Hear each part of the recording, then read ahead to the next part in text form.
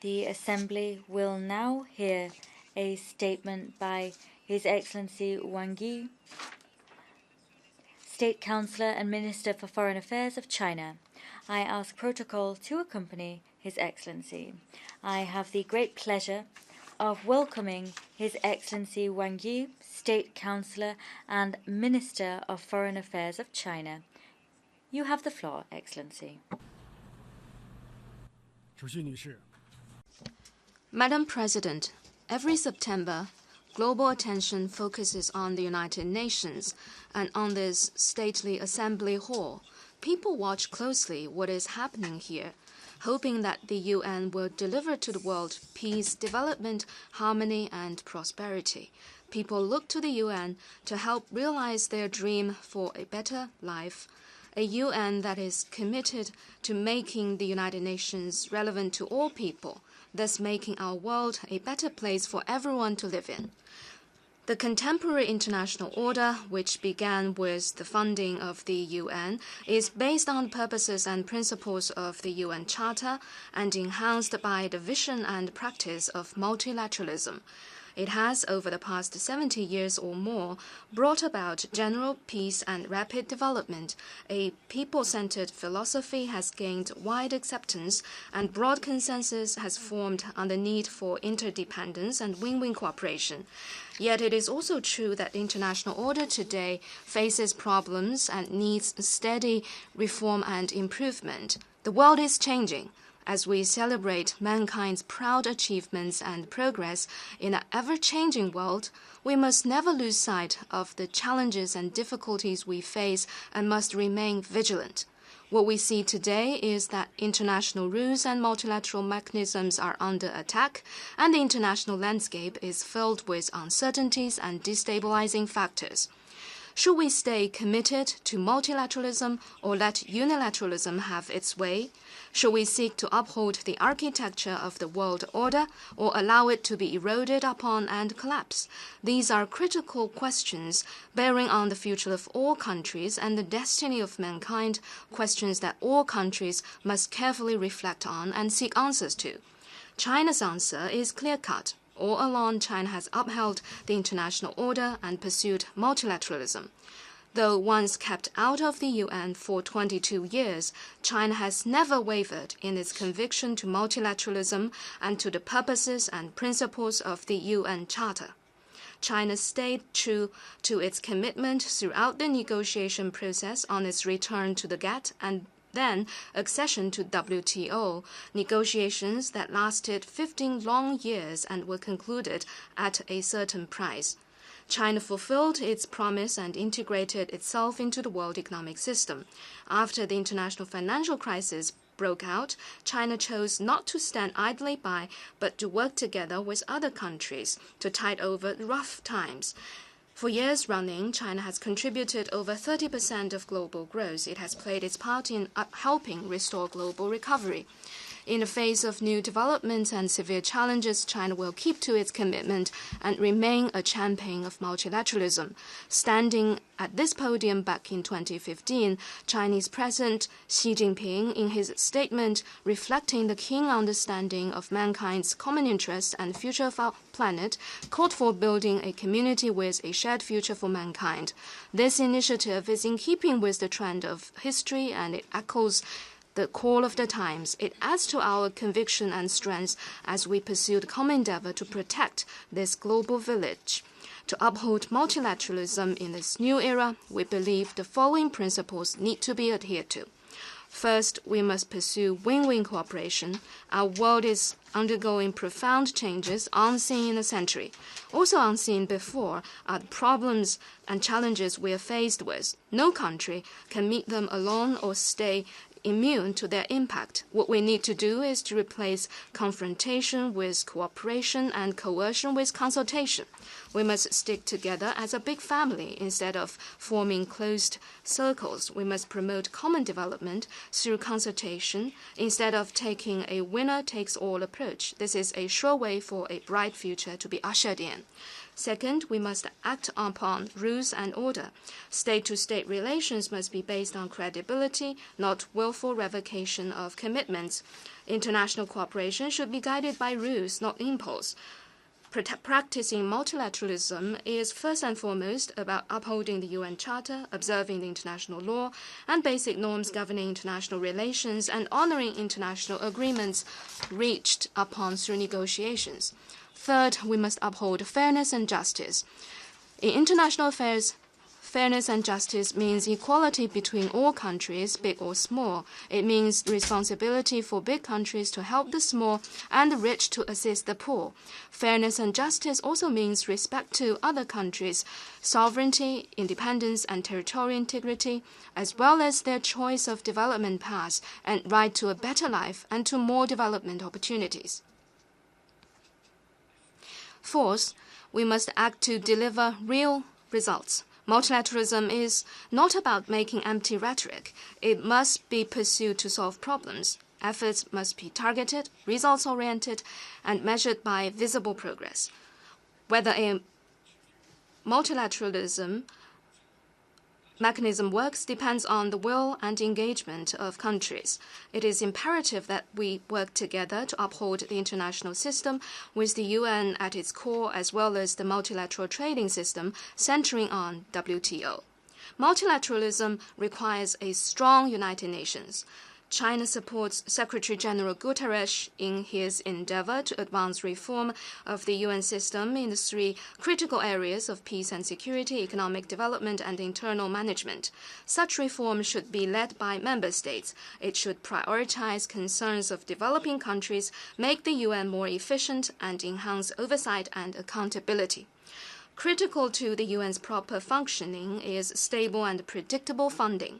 China will continue to fulfill its due financial obligations, and China calls upon other member states to pay their membership contributions and peacekeeping assessments on time and in full. Madam President, the course of development and progress for humanity is unstoppable. Peace, reconciliation, and harmony are the surging trend. War, conflict, and terror are opposed by all. Equality, mutual trust, and win-win cooperation are the call of our times, whereas power politics and the law of the jungle find no support. As a major responsible country, China commits itself to the path of peaceful development, and China will work with other countries and contribute its share to global peace and security. Since this year, the situation on the Korean Peninsula has seen a major turnaround thanks to the efforts of all parties concerned. China, on its part, has contributed to such development. China supports all-out improvement of relations between the north and south of the peninsula, as well as efforts to facilitate dialogues between the DPRK and the U.S. China encourages the DPRK to continue moving along the right direction of denuclearization. We believe it is also right for the United States to make timely and positive responses so as to truly meet the DPRK halfway. China will continue to honor its due international responsibility and obligation and will strictly implement Security Council resolutions related to the DPRK. China calls on the Security Council to take timely actions in light of development and changes of the situation to create more favorable conditions for peaceful settlement of the peninsula issue through political and diplomatic means. Effective settlement of the issue requires complete denuclearization as well as establishment of a peace mechanism. Only when the two wheels move in tandem can this issue be truly resolved and peace start to dawn. Regarding the Iranian nuclear issue, now is a crucial time for continued implementation of the JCPOA. The JCPOA is a consensus-based multilateral agreement endorsed by the UN Security Council. It serves the common interests of all parties concerned and the international community at large. If the agreement fails to be implemented, the international non-proliferation regime will be undermined, the authority and role of Security Council challenged, and peace and stability in both this region and the wider world jeopardized. That is a scenario in which no one stands to gain. China urges parties concerned to continue observing and implementing the JCPOA. On this basis, possibility could be explored for a dialogue platform that is inclusive and transparent to facilitate proper settlement of each party's concerns through dialogue and consultation. The question of Palestine must not be marginalized. For more than 7 decades, peace and justice have remained elusive in that part of the world. What the international community needs most is not proposal or initiative, but rather resolve and action. To implement the two-state solution, a new round of peace-promoting efforts need to be made to explore a new mediation mechanism. To that end, China will play its part, and Chinese humanitarian assistance to the Palestinian people will continue. The issue evolving Rakhine State of Myanmar cannot be resolved overnight, and steady progress needs to be made through a 3-phased process involving cessation of violence, return of displaced persons, and economic development. Myanmar and Bangladesh are inseparable neighbors and can well become inseparable partners. Yesterday, at my meeting with colleagues from Myanmar and Bangladesh, and also in the presence of Secretary General Guterres, agreement was reached between Myanmar and Bangladesh on accelerating the return of the first batch of displaced persons. We believe Myanmar and Bangladesh are capable of resolving this issue properly through friendly negotiations. China supports the UN's leading role in coordinating responses to non-traditional security challenges in the new frontiers of global governance like cyberspace and outer space. State sovereignty must be upheld, rules observed, and responsibilities honored. Terrorism, a menace to the entire human society, should by no means be justified. Security Council resolutions must be earnestly implemented to counter cyber terrorism, terrorist financing, and spread of radical narratives so as to remove the breeding ground of terrorism. Madam President, development is essential for our world today. We need to address both insufficient development and, more importantly, the imbalance in development. There is no one-size-fits-all model. Every country is entitled to explore a development path that suits itself to deliver happiness and security to its people and bring a future of confidence and hope to its children. Countries face various questions in development. Questions themselves could be turned into drivers for reform, and solutions to problems could bring about development. Economic globalization should not be a process for some to gain and others to lose. Still less should it result in widening the gap between the North and the South. It is important that we adapt ourselves to the trend of economic globalization and see to it that such a process is open, inclusive, balanced, and win-win to deliver benefits to all. International trade is complementary and win-win by nature. It should not be a zero-sum game in which one gains at the expense of others, and no one should be allowed to place its own interests above the interests of others. Protectionism will only hurt oneself, and unilateral moves will bring damage to all. Regarding trade frictions, China stands for a proper settlement based on rules and consensus through dialogue and consultation on an equal footing. China will not be blackmailed or yield to pressure. China has taken steps not just to defend its own legitimate rights and interests. China is also acting to uphold the free trade system and international rules and order for the benefit of global recovery and the common interests of all countries.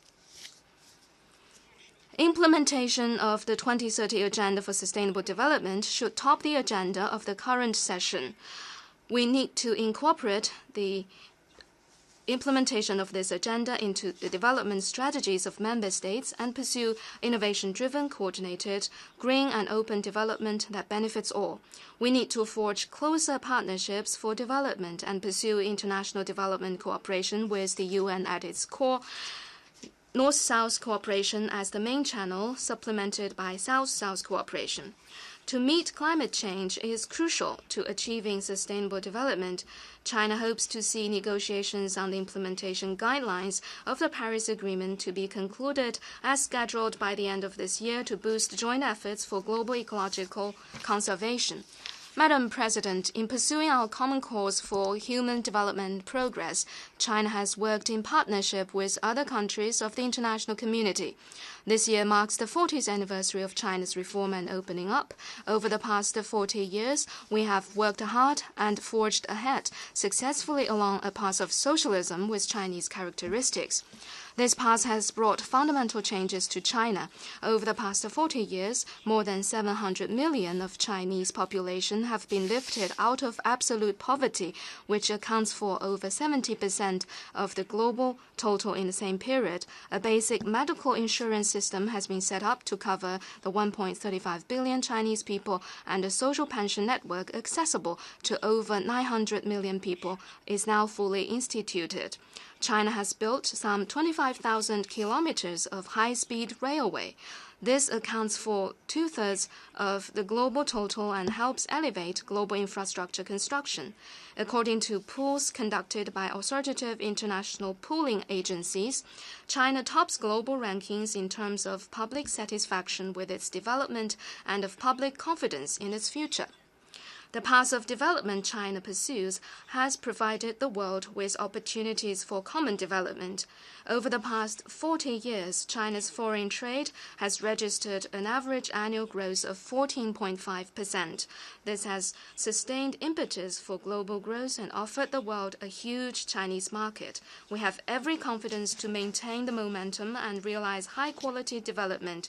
China will speed up efforts to build an advanced economic system, and this will create greater trade opportunities and even better investment environment for other countries.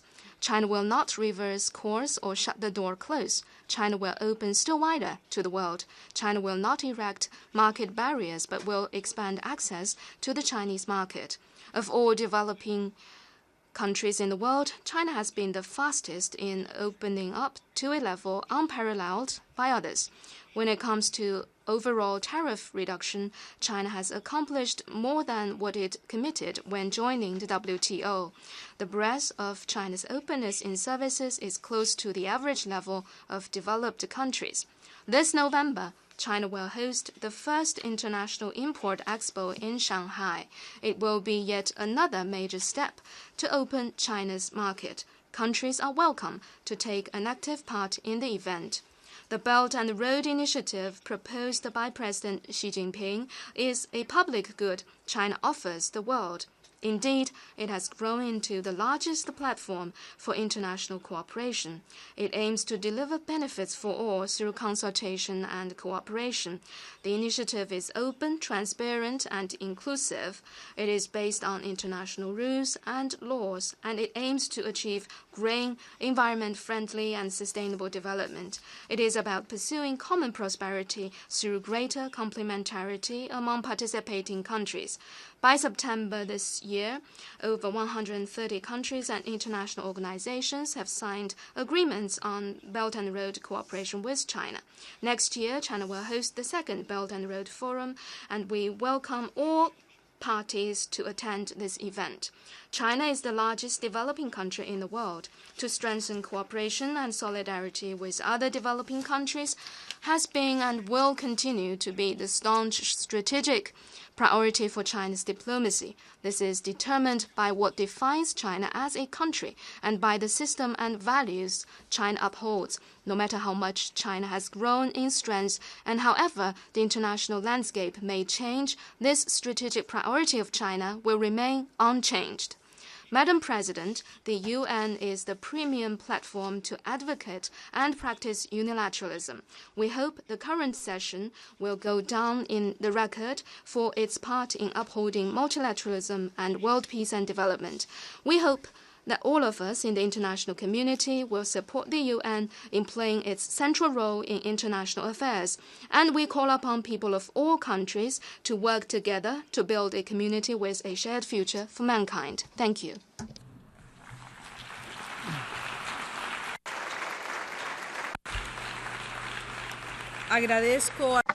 I thank His Excellency Wang Yi, State Councilor and Minister for Foreign Affairs of China. On behalf of the General Assembly, I thank His Excellency for his statement. The Assembly will now hear a statement by His Excellency Charlotte Salwai Tabi Masmas, Prime Minister of the Republic of Vanuatu.